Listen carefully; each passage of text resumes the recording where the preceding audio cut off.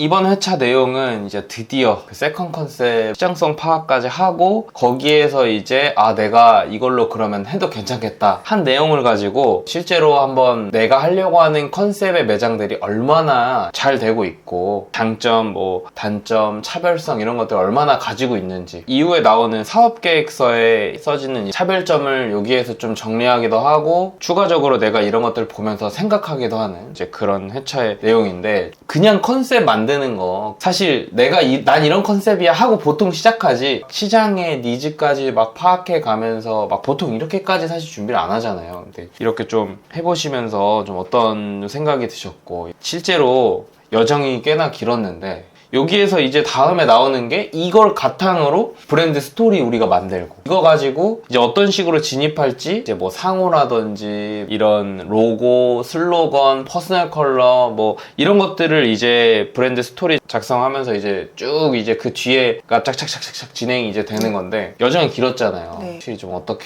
느끼셨는지 이걸 보시는 분들이 어떤 식으로 좀 받아들였으면 좋겠는지 이거는 제가 나중에 상권 분석을 할 때 어떻게 하면 좋겠다, 어떤 방향으로 잡으면 좋겠다라는 거를 조금 보였던 회차였던 것 같아요. 저는 이게 큰 대로변에 있으면 무조건 더 좋고 네. 입지가 그런 데가 다 좋은 거다라고 했는데 오히려 한 블록 안에 있는 데가 더 잘 되는 데도 있더라고요. 매출이 좋은 데가 있는데 그런 데는 또 이유가 사람들이 워킹으로 지나다니는 길목인 거죠. 무조건적으로 큰 대로변이 좋은 게 아니고 이 시장성과 이 상권의 사람들의 동선을 파악하는 게 참 중요한 것 같다. 그 동선을 파악하고 적절한 상가를 계약해야겠다라는 생각을 하게 됐던 것 같아요. 상권 동선에 대한 부분이 좀 가장 생각이 많이 와닿았던 것 같은데 이제 그런 부분도 있죠. 실제로 우리가 진짜 이제 내 컨셉으로 잘 되는 카페를 보는 이 이유가 전 회차에서도 말을 했지만 말도 안 되는 그런 컨셉이어서 애초에 그 시장성 자체가 없어가지고 잘 되는 가게도 없고 막 그런 데들도 있다라는 거죠. 그래서 이제 그런 것들을 먼저 이런 것들로 이제 최종적으로 파악을 하고 그리고 실제로 이제 잘 되는 카페들 보면서 영수증 리뷰, 블로그 리뷰, 사람들이 하는 이야기들 이런 것들 보면서 이제 최종적으로 이제 정리를 어떻게 보면 하는 건데 이게 사실 좀 그래요. 이게 만약에 없는 사람들 같은 경우에는 위험하다고 이야기를 하거든요. 그리고 이제 여기에서 말씀하셨던 것처럼 더불어서 상권이 이제 내가 하려고 했던 아이템과 구조들을 파악한 다음에 그 상권에 이제 들어가는 게 이제 그 다음 문제인데 없는 경우에는 굉장히 좀 위험해질 수 있다. 이제 대표님 상황에서는 좀 그렇게 뭔가 파악이 좀 잘 안 됐다거나 이런 건 없으셨나요? 오히려 한 블럭 차이라도 여기는 엄청 잘 되는데 비슷한 컨셉의 카페라고 가정을 했을 때 한 블럭 차이로 매출 차이가 엄청 많이 나더라고요. 그거는 음료의 퀄리티나 그 다음에 인테리어적인 요소 부분 굳이 한 블럭을 더 가면서까지 여기를 가야 할 이유가 이분들에겐 없다라는 게 있었거든요. 시장성은 충분히 보였던 것 같은데 이제 오히려 어중간한 카페가 없고 제가 하려고 하는 컨셉이 정말 잘 되거나 정말 안 되거나 둘 중에 하나더라고요. 잘 되는 곳은 주변에 제가 딱 원하는 단체 주문의 유도가 잘 되고 매장으로 유입이 된 후에 드셔보시고 만족을 하고 이제 단체 주문으로 유도가 되는 경우는 엄청 잘 된 경우였고 그 외적으로는 그냥 어쩌다 가끔 샌드위치가 생각나서 드시러 오시는 분들 그렇다 보니까 매출이 당연히 현저히 적은 거죠. 근데 이게 거리적으로 차이가 엄청나게 있는 게 아니고 한 블럭 차이인데도 이렇게 매출이 많이 차이 나다 보니까 또 한 번 더 느낀 게 더 잘 준비해서 들어가야겠구나. 그만큼 소비자들의 입맛도 많이 까다로워진 것도 있고 퀄리티가 많이 올라간 것도 있고 주변에 이제 상점들의 퀄리티가 많이 높아진 거죠. 제가 이제 처음에 시작을 했을 때보다. 그러면 이제 이걸 통해서 좀 어떤 곳으로 가고 싶다라는 이런 생각이 좀 이렇게 정해지셨을까요? 이게 지금 우리가 나오는 내용이 여기는 이런 식으로 그 소비자들이 이런 생각들을 가지고 있구나 뭔가 이런 것들도 많이 파악이 됐을 텐데 그런 거 보면서 이곳으로 좀 가야 되겠다 이런 형태로 나는 이제 앞으로 쭉 하면 되겠다 이런 뭔가 확신이 좀 드신 부분이 있으셨는지. 처음부터 이제 오피스 상권을 제가 원했었는데 오피스 상권에 들어가도 충분히 경쟁력이 있겠다는 판단이 조금 섰던 것 같아요. 네. 처음에 생각 그대로 준비를 해봐도 되겠다 상권이라는 것과 근데 오피스 상권이라는 게 단점과 장점이 너무 명확해서 네 오히려 어설프게 들어가면은 정말 발도 못 디딜 상권이라 그래 좀 그런 것도 있었을 것 같아요. 이걸 통해서 사실 가장 또 많이 파악되는 것 중에 하나가 이 차별점에 대한 부분이거든요.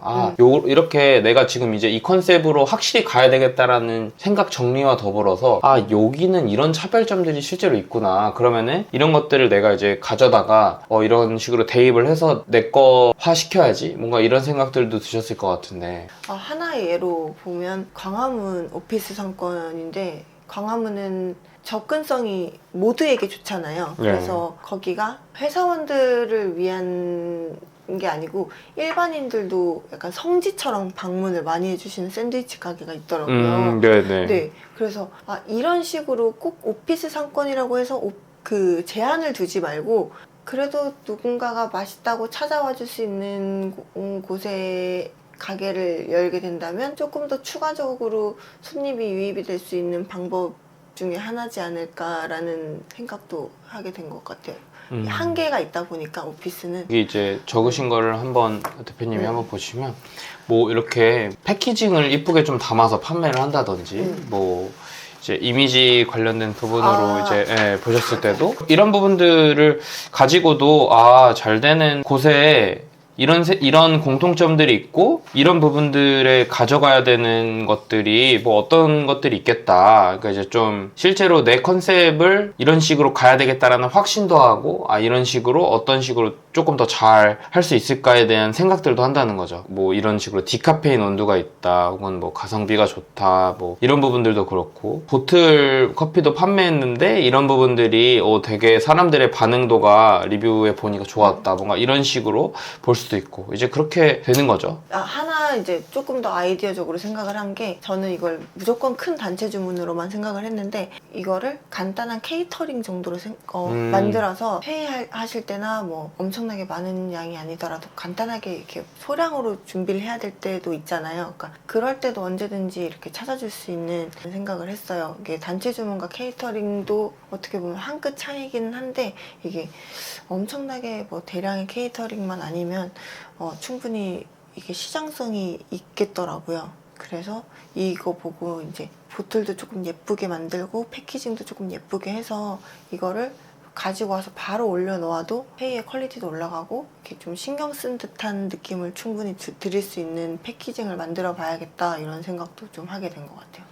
너무 좋은데 그게 차별점을 그런 식으로 이제 만드는 거거든요. 우리가 이제 전에도 이 차별점에 대한 이야기를 한 적이 있지만 이게 진짜 한 20-30가지가 우리 매장에만 있는 그리고 혹은 다른 데서 되게 잘하고 있는 것들을 참고해서 우리가 더 그걸 보완해가지고 좋게 해서 소비자들이 더 좋게 느끼게 만들고 그리고 내 컨셉에 대한 부분도 이렇게 잘하는 데들을 보면서 입증을 받고 그래서 이런 식으로 최종 우리가 이제 결정을 해야 된다라는 겁니다. 진짜 다양한 부분을 거쳐서 이렇게까지 다시 오게 됐는데 저도 좀 이제 뭔가 이렇게 내가 어떻게 준비하면은 이제 좀 되겠다 뭔가 어떤 식으로 좀 잘 하면 되겠다라는 뭔가 좀 생각 정리가 좀 확 되셨나요? 아니면은 좀 이것도 조금 더 필요할 것 같은데 혹은 조금 뭔가 부족한데 이런 생각 드시는지 저에 대한 확신이나 아니면은 카페 컨셉 본질 이런 거에 대한 거는 확신이 확 섰는데 저는 상권이 제일 어려운 것 같아요. 지금도 뭐 후보지가 두세 군데가 있긴 하지만 위치가 너무 중요하다는 걸 깨달아서 이걸 더 쉽게 결정을 하지 못하는 것 같다는 걸 말하고 싶은데 저는 사실 지금 아직도 상권이 제일 문제긴 하거든요. 저에 대한 이런 확실성은 진짜 있어요. 자신감도 있거든요. 거의 뭐 남들이 야 너는 뭘 또 이거를 그만두고 또 뭐하니 이제 눈치 볼 필요는 없겠죠. 이제 내가 생각 정리가 이제 워낙 됐다 보니까 맞아요. 그런 건 없는데 이제 상권이 저는 제일 어려운 것 같아요. 아직도. 그리고 지금 이 뒤 회차에 나오는 부분에서 지금 제가 상권 전문가를 섭외를 해놨어요. 그래서 상권 관련된 부분에 이렇게 지금 제가 어떤 식으로 정리를 해야 될지에 대한 가이드를 드릴 건데, 그걸 가지고 내가 어디 찾았다를 얘기를 해주면 그 부분을 보고 이제 이 부분은 이래서 좋고 이 부분은 이래서 지금 하려고 하는 타겟의 부분과 내가 하려고 하는 컨셉과 그래서 맞고, 여기는 이런 식으로 확률이 더 있고, 이거를 그 전문가가 그런 부분으로 또 도움을 주실 겁니다. 네네네. 든든해. 네.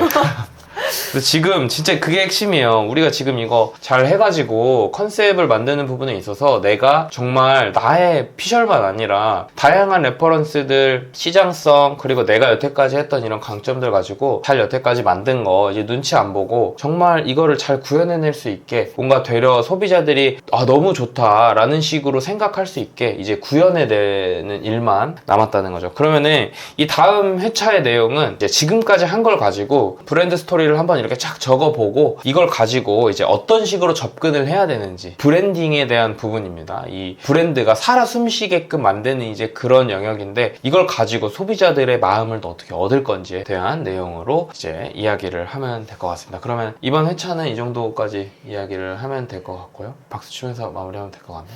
네. 감사합니다.